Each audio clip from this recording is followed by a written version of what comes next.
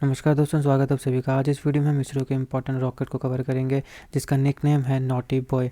इसके माध्यम से अभी हाल ही में इनसेट 3DS नाम के सैटेलाइट को लॉन्च किया गया है। इस रिलेटेड भी हम कुछ इंपॉर्टेंट फैक्ट्स को देखेंगे। बाकी इनसेट 3DS को हम विस्तार से एक अलग वीडियो में भी कवर करने वाले हैं, जिसका लिंक आपको डिस्क्रिप्शन बॉक्स में मिल जाएगा। अगर आप चैनल पर नए हो तो चैनल को सब्सक्राइब अवश्य करिएगा।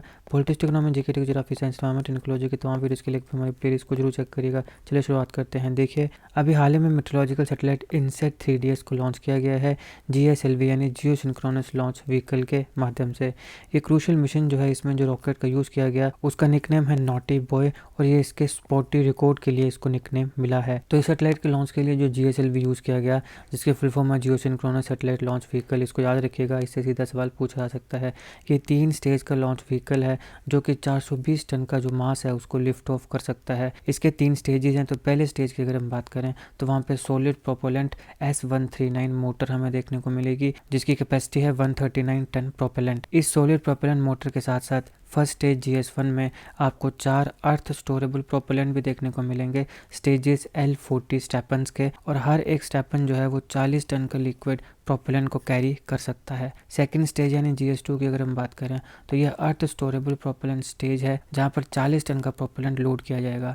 थर्ड स्टेज GS3 की बात करें तो ये क्रायोजेनिक स्टेज है। यहाँ पे लिक्विड ऑक्सीजन का 15 टन का प्रोपेलेंट जो है उसे लोड किया गया है और इसके साथ साथ यहाँ पे LH2 यानी लिक्विड हाइड्रोजन भी देखने को मिलेगी।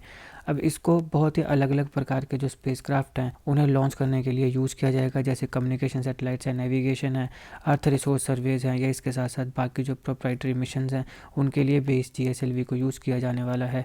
इनसे 3DS सैटेलाइट की बात करें तो ये फॉलो ऑन मिशन है। ये जियो स्टेशनरी ऑर्बिट में भारत का थर्ड जनरेशन का मेट्रोलॉजिकल सैटेलाइट है और इंडियन इंडस्ट्री में काफ़ी इंपॉर्टेंटली, काफ़ी सिग्निफिकेंटली कंट्रीब्यूट करने वाला है। ये जो मिशन है ये पूरा का पूरा मिनिस्ट्री ऑफ अर्थ साइंसेज के द्वारा फंड किया गया है।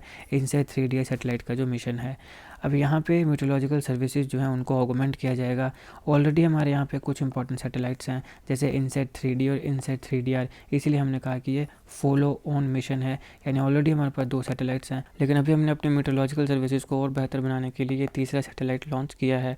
इसके ऑब्जेक्टिव्स क्या हैं? अर्थ सरफेस को मॉनिटर करना ताकि जो ओशियनिक ऑब्जर्वेशंस हैं उसको कैरी किया जाए, यानी उनको अच्छे से किया जाए, और इसके साथ साथ जो एनवायरनमेंट है उसके अलग अलग जो चैनल्स हैं, स्पेक्ट्रल चैनल्स हैं जो मेट्रोलॉजी के लिए इंपॉर्टेंट हैं, उनको भी स्टडी किया जाए। इसके साथ साथ जो हमारे एटमॉस्फेयर के अलग अलग मेट्रोलॉजिकल पैरामीटर्स हैं उनकी एक वर्टिकल प्रोफाइल दी जाए, और डाटा कलेक्शन और डाटा डिसमिनेशन कैपेबिलिटीज़ जो हैं वो भी प्रोवाइड की जाए। कैसे? डाटा कलेक्शन प्लेटफॉर्म्स के माध्यम से। अगर हम GSLV की बात करें तो अभी तक 15 मिशन को लॉन्च किया जा चुका है, जिसमें से 4 जो हैं वो अनसक्सेसफुल हुए हैं। अगर हम वहीं PSLV यानी पोलर सैटेलाइट लॉन्च व्हीकल्स की बात करें तो वहाँ पे 60 मिशन में से मात्र 3 ही मिशन हैं जो कि अनसक्सेसफुल हुए हैं। और अगर हम LVM-3 की बात करें जो कि इसका सक्सेसर है तो वहाँ पे 7 के 7 मिशन पास हुए हैं, एक भी फेल नहीं हुआ है। यहाँ पर GSLV और PSLV की फुल फॉर्म आपने ध्यान रखनी है, मैं बार बार बोल रहा हूँ, इससे सीधा सवाल फुल फॉर्म से पूछा जा सकता है। इनसेट 3DS की अगर हम बात करें तो इसकी मिशन लाइफ है 10 साल की, और ये जो इनसेट 3D का फंक्शन है जो कि 2013 में लॉन्च किया गया था, और इसके साथ साथ जो इनसेट 3DR है जिसे 2016 में लॉन्च किया गया था, इनके जो फंक्शंस हैं इनको ये टेक ओवर करेगा। यानी जब ये काम करना बंद कर देंगे तो उस टाइम इनसेट 3DS काम करेगा। जब भी इनके मिशन लाइफ जो है इनसेट 3DR और इनसेट 3D की ये ख़त्म हो जाएगी तब कौन काम करेगा? इनसेट 3DS काम करेगा। इसलिए हमने कहा कि यह फॉलो ऑन मिशन है। अब ये जो मिशन है ये मदद करेगा एक्सट्रीम वेदर इवेंट्स की, जैसे कि थंडरस्टॉर्म या एक्सट्रीम वेदर इवेंट है।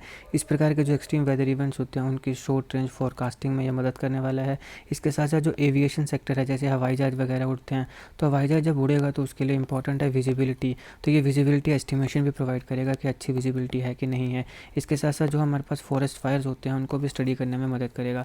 देखिए, फॉरेस्ट फायर क्या होते हैं, ये क्यों होते हैं, इनका कोज क्या है और इसका क्या इफेक्ट्स हैं, इन सारी चीज़ों को मैंने अच्छे से विस्तार से इस वीडियो में कवर किया है। जरूर देखिएगा, इसका लिंक मैं आपको डिस्क्रिप्शन बॉक्स में दे दूंगा, या फिर आप मेरी प्लेलिस्ट में जाइए ज्योग्राफी या फिर एनवायरनमेंट एंड इकोलॉजी, वहाँ पर भी आपको काफ़ी इंपॉर्टेंट वीडियोज़ मिल जाएंगी। वहाँ पर आपको फॉरेस्ट फायर भी मिल जाएगी। इसके साथ साथ स्मोक है, स्नो कवर है, क्लाइमेट है, इन सारी चीज़ों की स्टडी में भी मदद करेगा ये हमारा मिशन। तो ये था दोस्तों इस लेक्चर का एनालिसिस। आई होप आपको वीडियो अच्छी लगी। अगर आपको अच्छी लगे तो लाइक करिएगा, शेयर करिएगा।